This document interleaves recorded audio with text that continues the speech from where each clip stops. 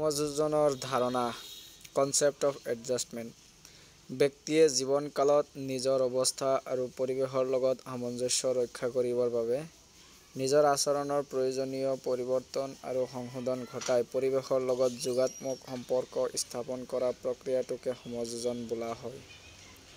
সমযোজন শব্দটো পোনপ্ৰথমে মনীষী ডাৰউইনে ব্যৱহাৰ কৰিছিল। ব্যক্তিত্বৰ গঠন আৰু বিকাশ হৈছে ব্যক্তিয়ে তেওঁৰ পৰিৱেশে কৰা সমযোজনৰ পৰিণতি মাথোন।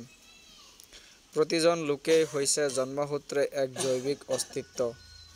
পৰিৱেশত নিজ প্ৰতিক্ৰিয়া আৰু আচৰণৰ যোগেৰে বিকাশ লাভ কৰিবৰ বাবে কেতবোৰ জৈৱিক তথা দৈহিক প্ৰয়োজন অনুভৱ কৰে।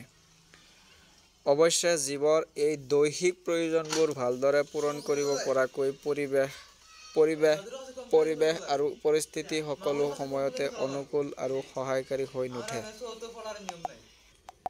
অৱশ্যে জীৱৰ এই দৈহিক প্ৰয়োজনবোৰ ভালদৰে পূৰণ কৰিব পৰাকৈ পৰিৱেশ আৰু পৰিস্থিতি সকলো সময়তে অনুকূল আৰু সহায়কাৰী হৈ নুঠে।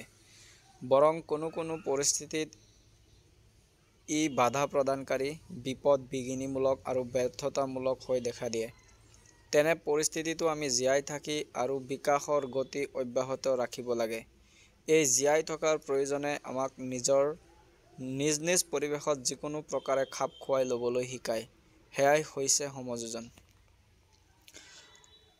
সমযোজনৰ সংজ্ঞা ডেফিনেশ্যন অফ এডজাষ্টমেণ্ট। মনোবিদ গেলছ এণ্ড জাৰ্চিল্ডৰ মতে সমযোজন হৈছে এক অবিৰত প্ৰক্ৰিয়া, যাৰ যোগেদি এজন লোকে তেওঁৰ নিজৰ লগত পৰিৱেশৰ অধিক সু-সামঞ্জস্যপূৰ্ণ সম্বন্ধ স্থাপন কৰি তুলিবৰ বাবে আচৰণৰ পৰিৱৰ্তন সাধন কৰি তোলে। Adjustment is a continual process by which a person varies his behavior to produce a more harmonious relationship between himself and his environment. মনোবিদ জেমছ ড্ৰেবাৰৰ মতে সমযোজন মানে হ'ল কোনো ক্ষতিপূৰণৰ বাবে এক বিশেষ অৱস্থা প্ৰাপ্ত হ'বৰ বাবে কৰা সংশোধন। Adjustment means the modification to compensate for or meet special conditions. সমযোজনৰ বৈশিষ্ট্যসমূহ characteristics of adjustment. সমযোজন হৈছে ব্যক্তিয়ে নিজৰ পৰিৱেশৰ আৰু পৰিস্থিতিৰ লগত প্ৰয়োজনবোৰৰ সমতা বা ভাৰসাম্য স্থাপনৰ অৱস্থা।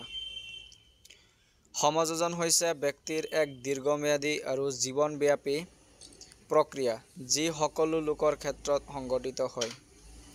সমযোজন দৈহিক আৰু মানসিক দুয়োবিধৰেই হৈ উঠিব পাৰে।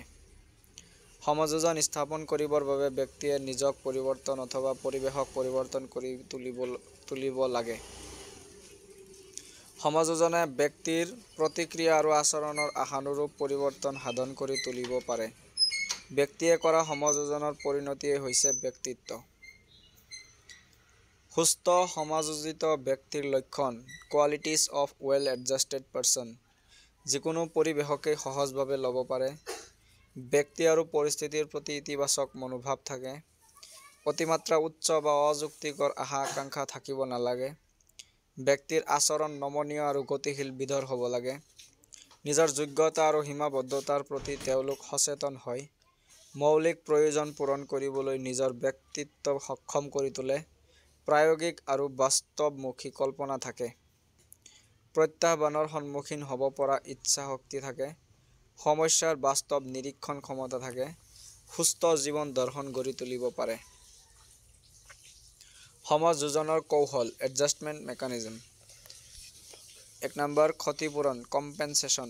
কোনো শিশুৱে নিজৰ ব্যক্তিত্বৰ ব্যৰ্থতা আৰু পৰাজয়ৰ গ্লানি গুচাবৰ বাবে বিকল্প উপায় গ্ৰহণ কৰি নিজৰ ব্যৰ্থতা ঢাকিবলৈ বিচাৰে। অৰ্থাৎ ব্যক্তিয়ে কোনো এক সময়ত শাৰীৰিক বা মানসিক অসমৰ্থতাৰ কাৰণে কোনো এটা দিশত স্বীকাৰ কৰিব পৰা ক্ষতি অন্য ধৰণে পূৰণ কৰিবলৈ চলোৱা প্ৰচেষ্টাই হ'ল ক্ষতিপূৰণ। যুক্তিকৰণ: একোজন ব্যক্তিয়ে নিজৰ ব্যৰ্থতামূলক পৰিস্থিতি তথা অযুক্তিকৰ কাম-কাজ একোটাকে সুন্দৰকৈ সজাই পৰাই যুক্তিসংগত বা গ্ৰহণযোগ্য বুলি প্ৰতিপন্ন কৰি নিজৰ ব্যৰ্থতাক লুকুৱাই আত্মসন্তুষ্টি লাভ কৰিবলৈ চলোৱা প্ৰক্ৰিয়াই হ'ল যুক্তিকৰণ। তৃতীয়তে দিবাস্বপ্ন ফেণ্টাচি। সমাযোজনৰ অন্যতম কৌশল হ'ল দিবাস্বপ্ন, যিবিলাক আশা আকাংক্ষা আৰু মনৰ ইচ্ছা বাস্তৱ জীৱনত সম্পাদন কৰিব নোৱাৰি সেইবোৰক কল্পনাৰ জৰিয়তে সমাপন কৰাৰ প্ৰচেষ্টা চলোৱাই হ'ল দিবাস্বপ্ন। চতুৰ্থতে চিনাক্তকৰণ, আইডেণ্টিফিকেশ্যন। ব্যক্তিয়ে সামাজিক জীৱনৰ বিভিন্ন ক্ষেত্ৰত নিজৰ প্ৰভাৱহীন আৰু অক্ষম বুলি ভাবা ব্যক্তিত্বক লুকুৱাই ৰাখিবৰ বাবে নিজকে কোনো প্ৰভাৱশালী তথা যোগ্য ব্যক্তিৰ আত্মীয় বুলি চিনাকি দিয়াকে চিনাক্তকৰণ বোলা হয়। 5 নম্বৰটো হৈছে উন্নীতকৰণ, ছাবলিমেশ্যন। ব্যক্তিয়ে নিজৰ দক্ষতা যোগ্যতাক লুকুৱাই ৰখাৰ পৰিৱৰ্তে যোগ্যতা দক্ষতা জ্ঞান আহৰণৰ বাবে চলোৱা প্ৰচেষ্টাই হ'ল সাধাৰণ অৰ্থত উন্নীতকৰণ। অৰ্থাৎ ব্যক্তিয়ে নিজৰ আকাংক্ষিত আৱেগ অনুভূতিক নিয়ন্ত্ৰণ কৰি সমাজৰ বাবে গ্ৰহণযোগ্য শুদ্ধ আচৰণ প্ৰদৰ্শন কৰি সমাজত নিজকে স্বীকৃতি প্ৰদান কৰিব পৰাটোৱেই হ'ল উন্নীতকৰণ প্ৰক্ৰিয়া। 6 নম্বৰটো হৈছে প্ৰক্ষেপণ। নিজৰ ভুল আৰু ব্যৰ্থতাক মানি নলৈ তাক অচেতনভাৱে ঢাকি ৰখাৰ উদ্দেশ্যৰে আন ব্যক্তি বা বিষয়লৈ সেই ভুল নিক্ষেপণ কৰাটো হ'ল প্ৰক্ষেপণ। 7 নম্বৰটো হৈছে অৱদমন, ৰিপ্ৰেশ্যন। অৱদমনৰ অৰ্থ হ'ল মনৰ অপূৰণ হৈ ৰোৱা আৰু ব্যৰ্থতামূলক কাম-কাজ, আশা আকাংক্ষাবোৰ পাহৰণিৰ যোগেদি সচেতন মনৰ পৰা আঁতৰাই অচেতন মনত লুকুৱাই ৰখাৰ কাৰ্য।